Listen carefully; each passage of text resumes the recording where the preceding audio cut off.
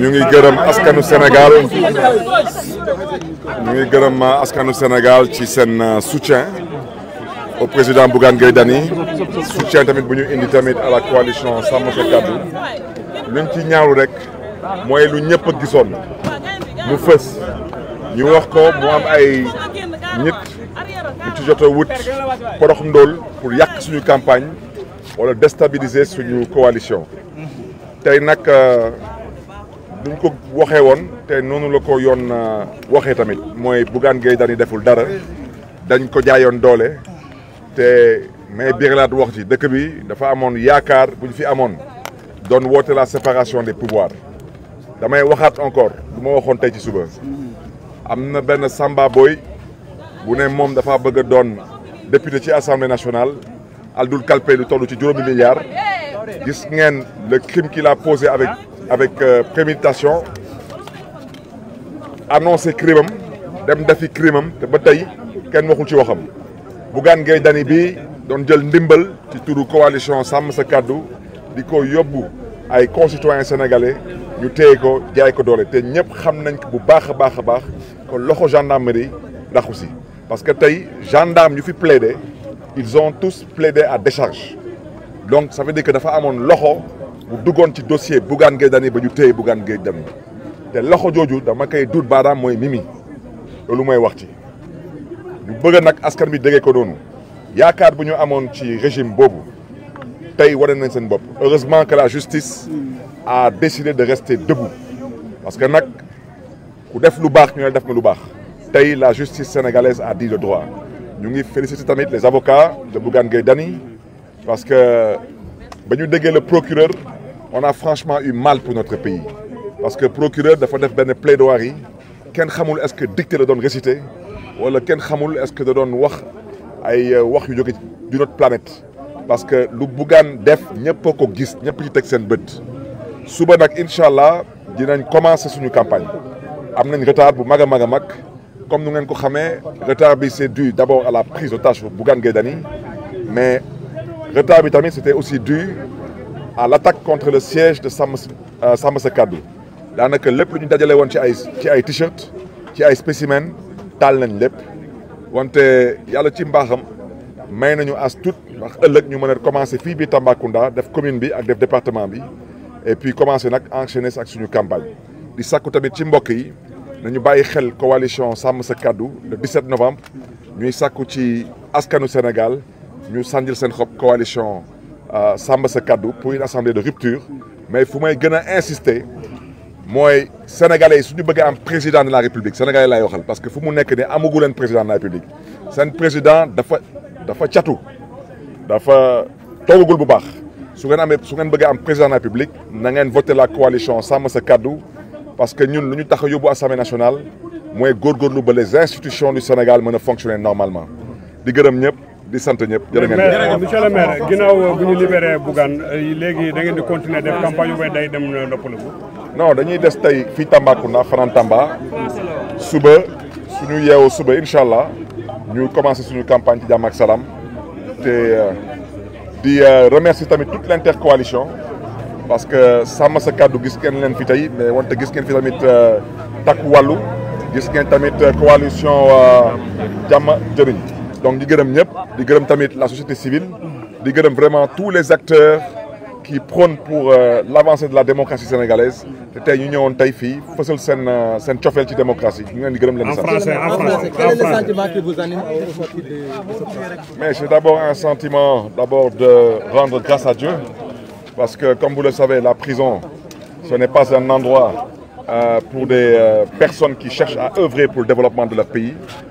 Nous voulons d'abord à l'entame de ce propos remercier toute l'intercoalition qui s'est mobilisé ici pour soutenir Bougane Gueye Dany. On ne pouvait pas attendre un autre verdict. Imaginez-vous un dossier qui n'avait même pas besoin d'être plaidé au tribunal. Les gendarmes ont tous plaidé à décharge. Donc quand les gendarmes plaident à décharge, et c'est eux qui ont arrêté Bougane Gueye Dany, vous comprendrez aisément que la plaidoirie du procureur ne relevait que d'une dictée qui lui avait été transmise pour amuser la galerie. Ce que je veux dire par là, surtout m'adresser au peuple sénégalais.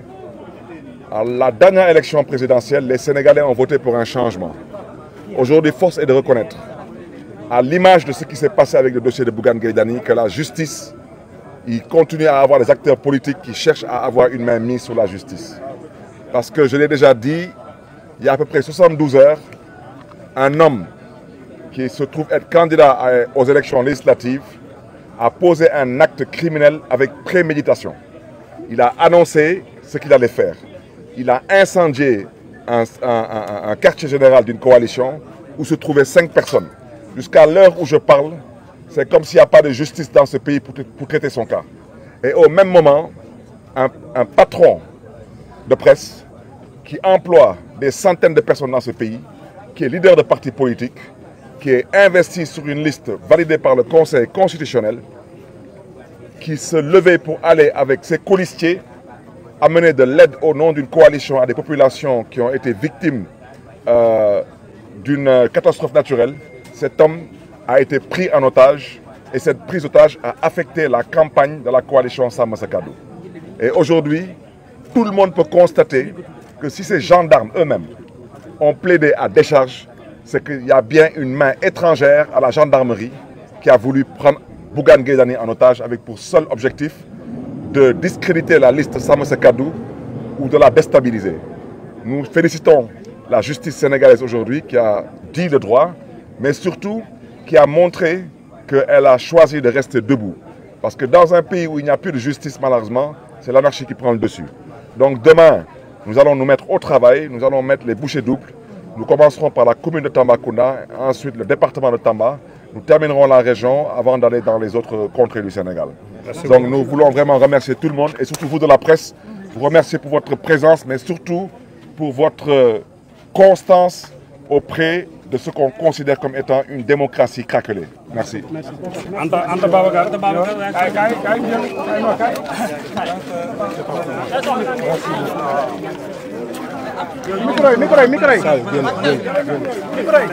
Micro, tiens teranga.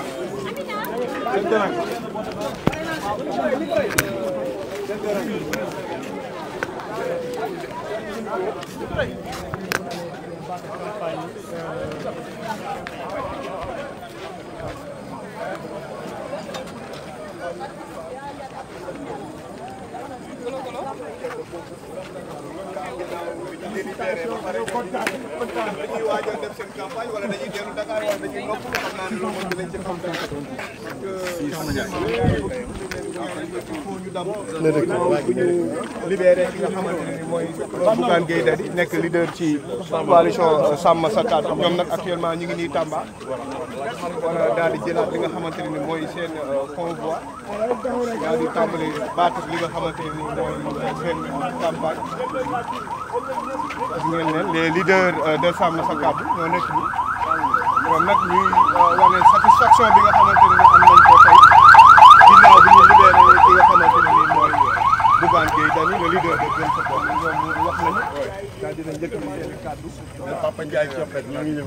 kan ci Papa Ndiaye Coppet. kuy kooku Assane. xamoo ko. xamoo ko de. Papa Ndiaye Coppet. ki naan Coppet. Papa Ndiaye ki na fi woon Coppet juróom-ñeenti weer. Papa Ndiaye mu toog naan waa ji demoon naan kii neel Papa Ndiaye Coppet ñoo ngi ñëw. campagne baa ngi doog a commencé. mi ngi soog a neex quoi. barke Cheikh Ibra campagne baa ngi doog a commencé. Assane tu es confiant. non parce que man. du ma politicien. jeunesse bi laa xeexal Amérique. jeunesse bee tax ñu tëj ma kaso. moom ci la bokk. ñu toj ci sama bopp. tëj ma ci kaso. jeunesse boobu laay xeexal ba léegi man xeexaluma benn politicien. yaakaaruma dërëm ci politicien. jeunesse bu Sénégal laay xeexal. ñi ma àndal nii. ku ci nekk xolal yow ci sa bopp am na loo mën a wax ci ñoom lu ñu defal Sénégal.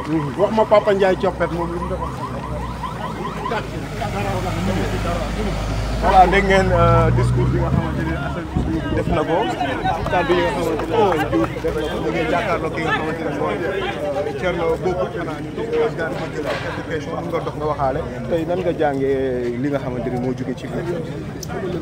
waaw bon am nañ si satisfaction parce que génn nañ ko waaye en même temps am nañ si naqar parce que on lui a fait perdre du temps fii ñu toll nii waroon na nekk di campagne depuis très longtemps waroon na nekk si njabootam waroon na def lu mu bëgg a def parce que dafa war a nekk un homme libre malheureusement ñoom ñoo décidé daal di koy privé de liberté c'est inacceptable donc ñu ngi koy ñaawlu bu baax a baax li ñu waxoon yëpp ne amul gis ngeen le juge bi nee na amul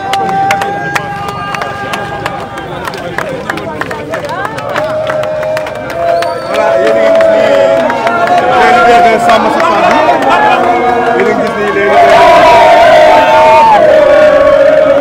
leaders de Sàmm Sa Kàddu ñoo nekk noonu ak si noonu yéen a ngi gis ki nga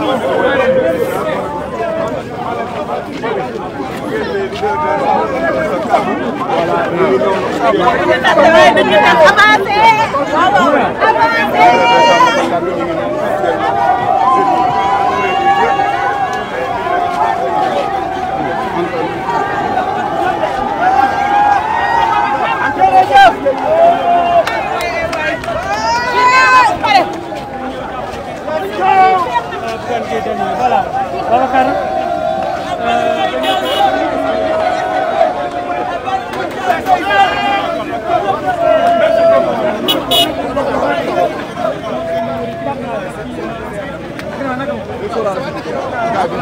waaw maa ngi lay soxla. mais léegi boo aar ñu ko aar. non dama ko kenn kenn ko ñemee këf. non ñu ngi fi waaw dox. ñu ñëpp da doxuñu.